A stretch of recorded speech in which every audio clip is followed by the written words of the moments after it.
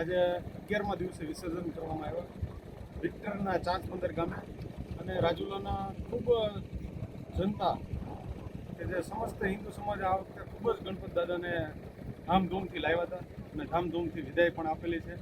તો બધાય સેહતનું ધ્યાન રાખો. ગણપતિ મહોત્સવ રાજુલા તાલુકામાં રંગે સંગે ઉજવાયો છે.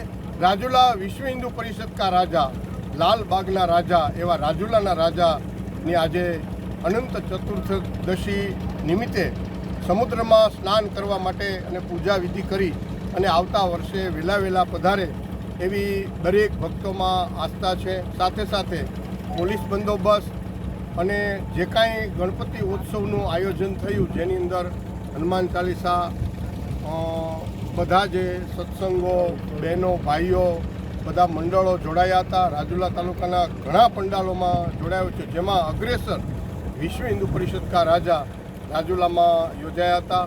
અમારા વિશ્વ હિન્દુ પરિષદના પ્રમુખ યુવરાજભાઈ ચાંદુ, ગૌરાંગભાઈ અને અમારી સમગ્ર ટીમ આ જહેમત કરી હતી ને લોકોએ ઉમંગ ઉલ્લાસ સાથે ગણપતિ મહોત્સવના આજે પારણા કરી વહેલા પધારવા ગણપતિ દાદાને પ્રાર્થના કરી છે. ચિરાગ જોશી, રાજુલા.